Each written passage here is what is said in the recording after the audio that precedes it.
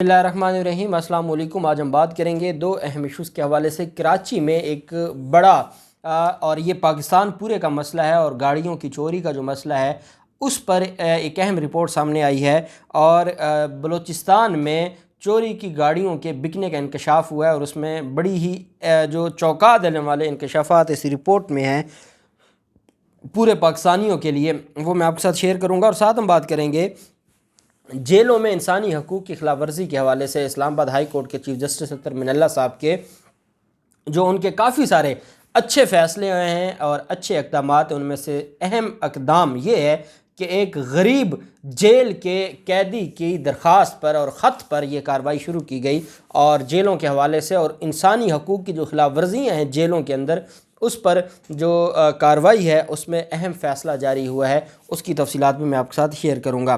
पहले हम बात कर लेते हैं चोरी शुदा गाड़ियों के हवाले से।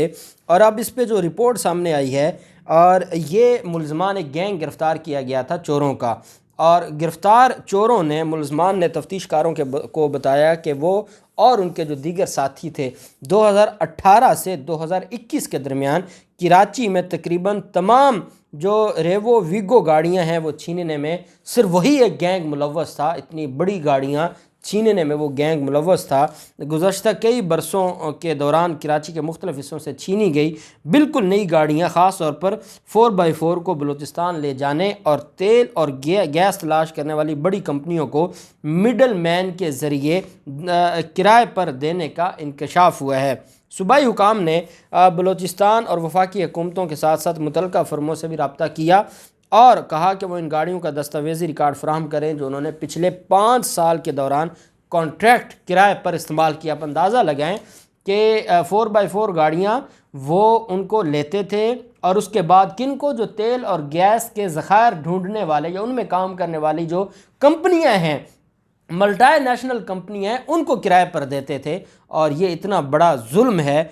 उस पर जो सूबाई हुकूमत है उन्होंने फ़ैसला किया, वफाकी हुकूमत से भी रब्ता किया, बलूचिस्तान की सूबाई हुकूमत से भी रब्ता किया गया और साथ ये भी कहा गया कि जो इदारे हैं उन्होंने जो वो कंपनियां हैं उनसे जो फर्म्स हैं उनसे भी रब्ता किया। इन फर्मों में oil and gas development corporation OGDCL, इसके अलावा पाकिस्तान पेट्रोलियम लिमिटेड PPL, थोबो गैस फील्ड और डेरा बुगटी में सुई में दीगर वाक़ई गैस कंपनियां शामिल हैं। ज़राए का कहना है कि anti vehicle lifting cell Karachi record का जायज़ा लेगा क्योंकि वो इस मामले की तहकीकात कर रहा है जो हाल ही में शहराए नूर जहान पुलिस ने कार्रवाई करते हुए पुलिस स्टेशन की हदूद से मुश्तबा गाड़ी चोर मंजूर अहमद और बाफू बुगटी की गिरफ़्तारी के बाद ये चीज़ें सामने आई और ये इंकशाफात सामने आए।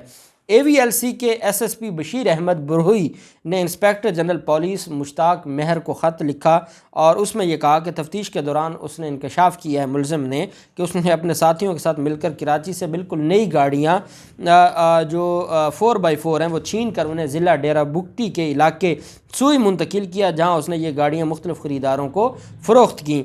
उसने तफ्तीशकारों को बताया कि वो और उसके दीगर साथी 2018 से 2021 के दरमियान कराची में तकरीबन बड़ी गाड़ियां छीनने में वो मुलव्वस रहे। उसने कहा कि छीनी गई गाड़ियों के इंजन और चेसिस नंबरों को तब्दील किया गया और जाली दस्तावेज़ात बनाकर उन्हें फ़रोख्त किया गया।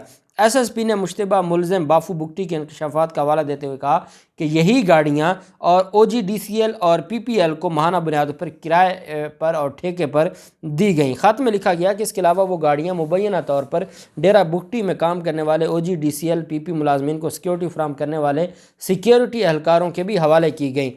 IG सिंध मुश्ताक मेहर ने महकमा दाखिला सिंध से रब्ता किया जिसके जवाब में महकमा दाखिला Balochistan, chief commissioner Islamabad, OGDCL और OPPL हेडक्वार्टर्स पर खतूत लिखे गए जिनमें 5 साल जनवरी 2017 से 8 अक्टूबर 2021 के दौरान डेरा बुगटी में किराए मुआहदे के तहत हासिल की गई तमाम गाड़ियों का डाटा जो मांगा गया।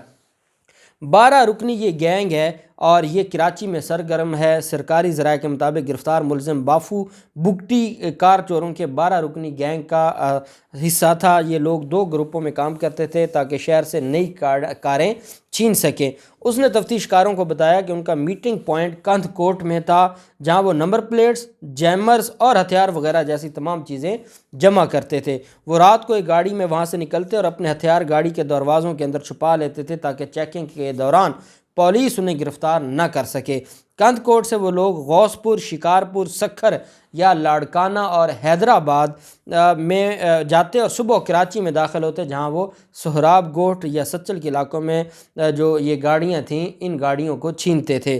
ملزم کی تفتیشی رپورٹ میں یہ بھی انکشاف ہوا کہ ان کے پسندیدہ مقامات میں گلستان جوہر اور اس کے علاوہ جو perfume Chowk, 786 medical store, continental bakery, Darul Sehat, university road, Gulshan Iqbal, اور اس کے علاوہ انہوں نے بتایا کہ یہ ان کے پسندیدہ جگہیں تھیں جہاں سے وہ چوری کرتے تھے۔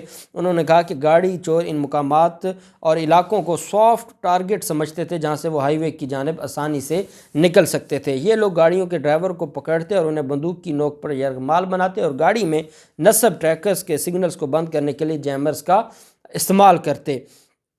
رپورٹ کے مطابق جب وہ یہ یقینی بنا لیتے کہ جیمرز کام کر رہا ہے تو وہ چھینی کے گاڑی کو ایک گلی میں لے جاتے جہاں وہ اس کی نمبر پلیٹ تبدیل کرتے، یرغمال بنا کے ڈرائیور کو ویران جگہ پر چھوڑ دیتے اور وہ فرار ہو جاتے۔